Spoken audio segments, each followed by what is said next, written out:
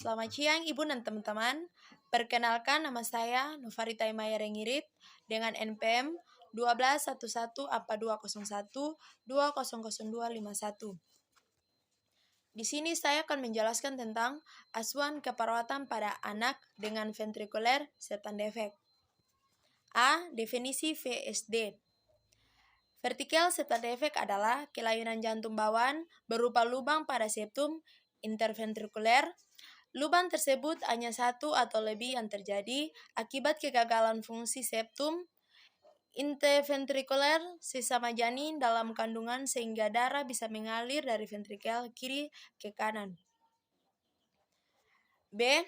Klasifikasi VSD. Klasifikasi VSD dibagi berdasarkan letak defek yang terjadi, yaitu yang pertama, premembranasi merupakan lesi yang terletak tepat di bawah katup aorta. Defek septum ventrikel tipe ini terjadi sekitar 80% dari seluruh kasus DSV. 2.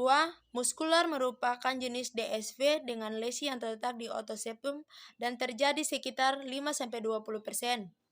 Yang ketiga, suprakistal merupakan jenis lesi DSV.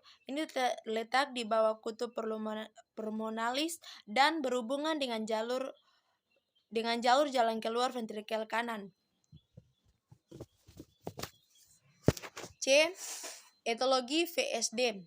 Sebelum bayi lahir, ventrikel kanan dan kiri belum terpisah, sering berkembang fetus sebuah dinding sekat pemisah antara kedua ventrikel tersebut normalnya terbentuk. Jika sekat itu tidak terbentuk sempurna, maka timbullah suatu keadaan penyakit jantung bawaan yang disebut defek septum ventrikel. Penyebab terjadinya penyakit jantung bawaan ini belum dapat diketahui secara pasti idiopatik, tetapi adanya beberapa faktor yang diduga mempunyai pengaruh pada peningkatan angka kejadian penyakit jantung bawaan PJB. D. Patofisiologi VSD. Ventricle septal defect VSD terjadi akibat adanya kebocoran septum interventrikuler. Kebocoran ini terjadi karena kelembatan dari pertumbuhannya, biasanya terjadi di pars muscularis atau di pars membranesa.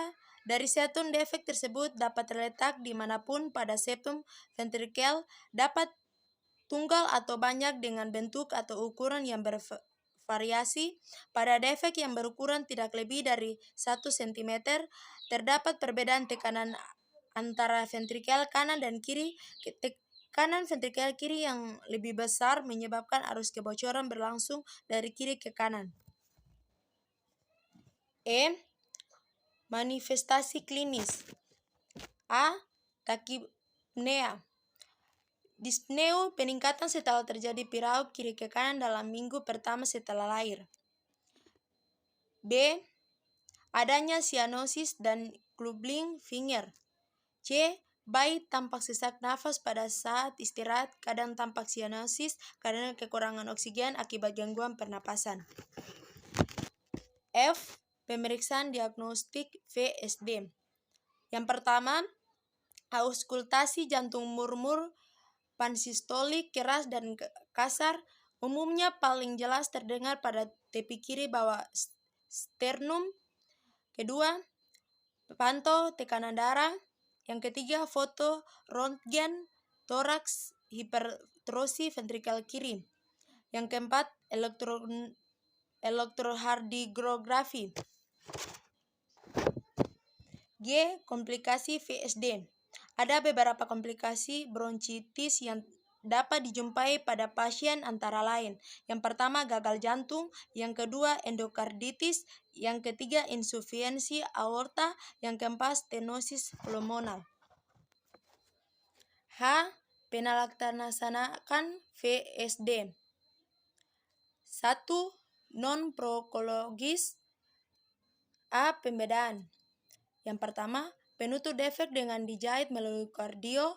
2. Pembedaan pulmonal arteri nunding atau penutupan defek.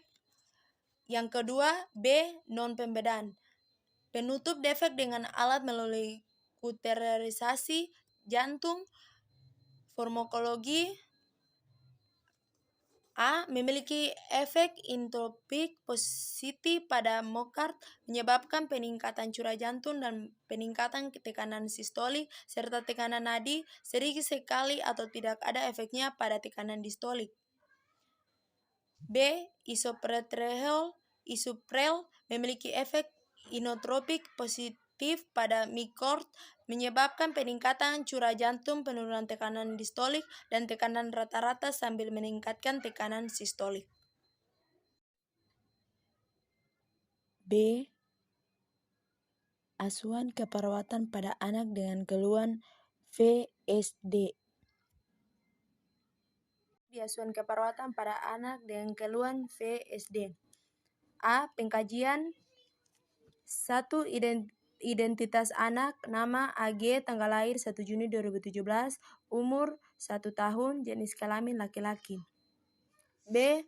Orang tua, nama ayah KY, nama ibu KR, umur 35 tahun, umur ibu 30 tahun, pendidikan ayah SMP, pendidikan ibu SMP, pekerjaan ayah sopir, pekerjaan ibu sebagai ibu rumah tangga, agama ayah Hindu, agama ibu Hindu, alamat ayah Jalan Raya Sesetan 70 DPS, alamat ibu Jalan Raya Sesetan 70 DPS.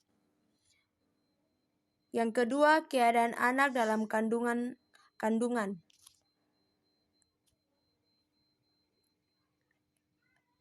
Kedudukan pasien AG dalam keluarga. Nama LD, jenis kelamin laki-laki, keadaan sekarang sakit, keterangan anak kandung. Yang ketiga, alasan dirawat. A. Keluhan utama.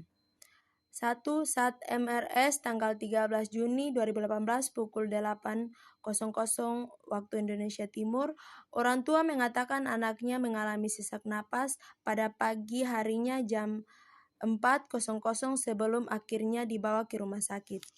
Yang kedua, pengkajian tanggal 15 Juni 2018 pukul 10.00 waktu Indonesia Timur, ibu pasien mengatakan anaknya masih sesak dan tidak mau makan bubur. B.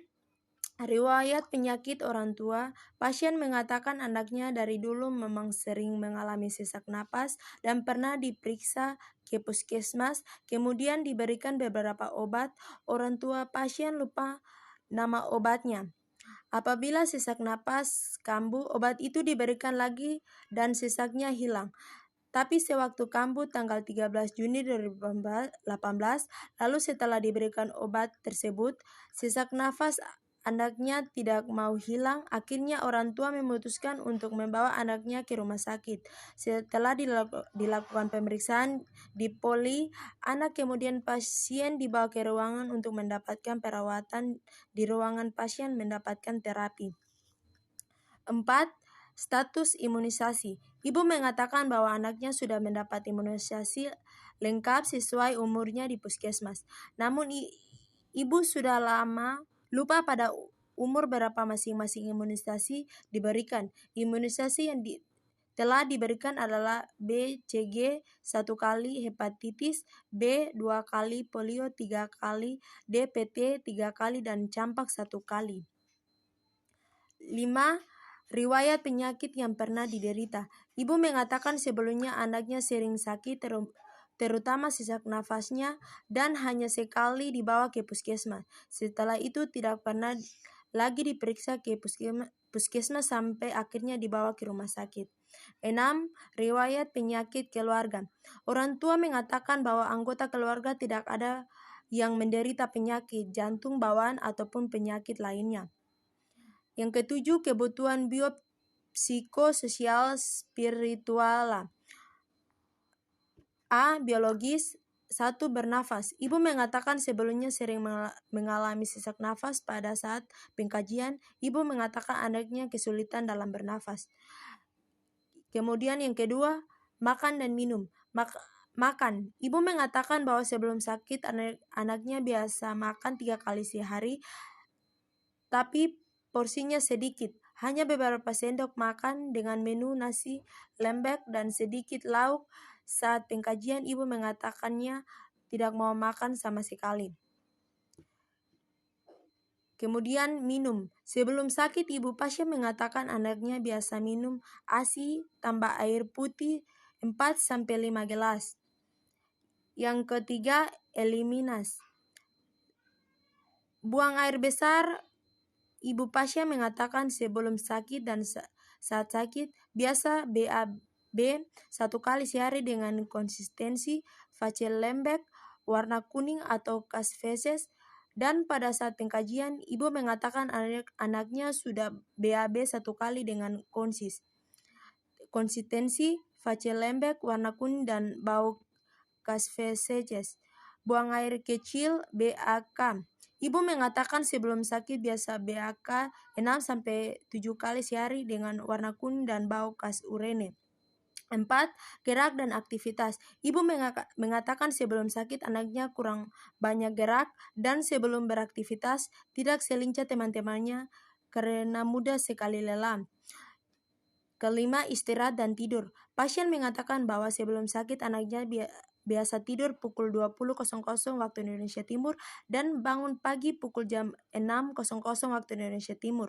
Pada saat sakit, pasien lebih banyak tidur. Yang kemudian B, analisa data. Data subjek, data objektif, dan kemudian kesimpulan. Yang pertama, ibu mengatakan anaknya mengalami sesak napas. Data objektif, TD rendah 70/50 mmHg, nadi 150 kali per menit, takikardi, sianosis, dan dyspnea. Ketiga, ibu mengatakan anaknya sangat lemah. Data objektif, pasien hanya berbaring di tempat tidur, pasien tampak lemah, TD 70/50 mmHg, kekuatan otot 4/4/4.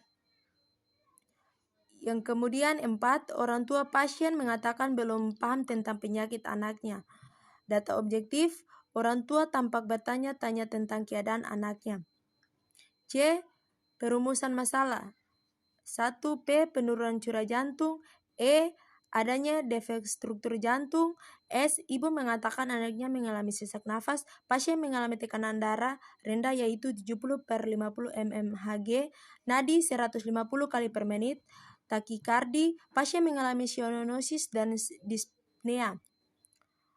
Proses terjadi dikarenakan adanya defek struktur jantung yang abnormal, tempat yang di ventrikel kiri dan kanan sehingga aliran darah yang seharusnya dipompa di ventrikel kiri menuju ke seluruh tubuh berbalik menuju ke ventrikel kanan sehingga pasokan darah ke seluruh tubuh berkurang dan menyebabkan curah jantung menurun.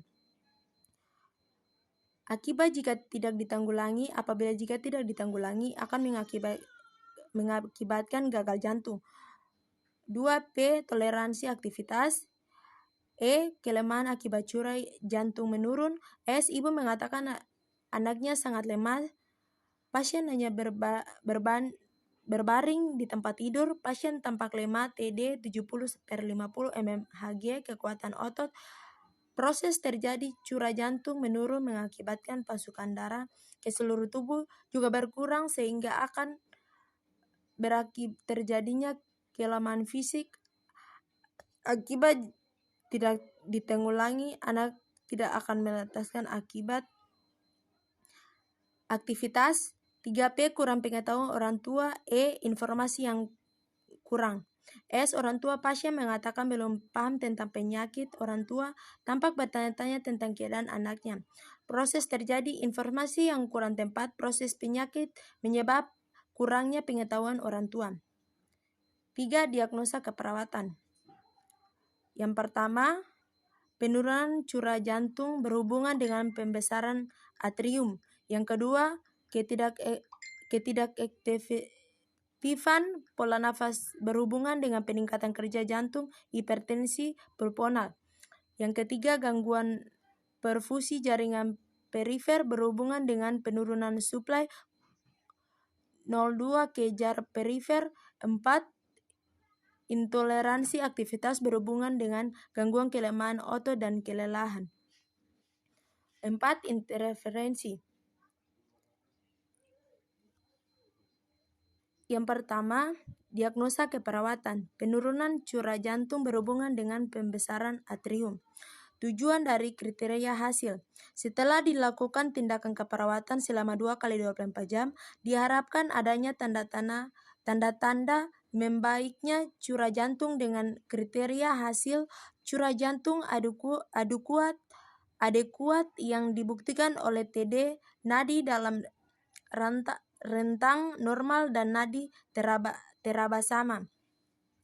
Intervensi. 1. Observasi kualitas dan kekuatan denyut jantung, nadi perifer, warna dan kehangatan kulit, dan batas normal nadi 80/100 kali per menit. Dapat dilakukan collapsing plus untuk mengatur kekuatan otot jantung dan didapati warna telapak tangan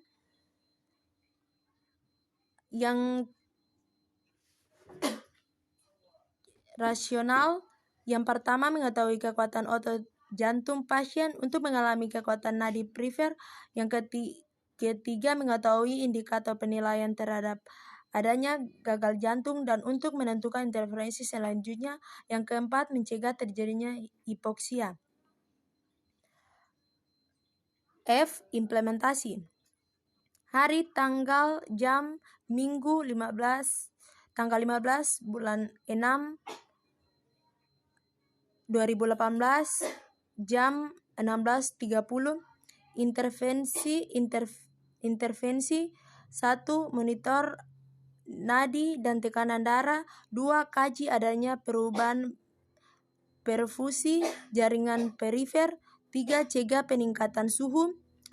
Evaluasi TD rendah 70/50 mmHg, nadi 150 kali per menit, sianosis dan dyspnea. Jam 18.00. 1. Dorong orang tua untuk memberikan aktivitas yang positif sesuai dengan usia anak. Jam 20.00. 1. Kaji tingkat pengetahuan orang tua tentang penyakit VSD. Yang kedua, jelaskan pada orang tua tentang penyakit VSD, prognosis, dan tindakan yang akan dilakukan pada penderita VSD.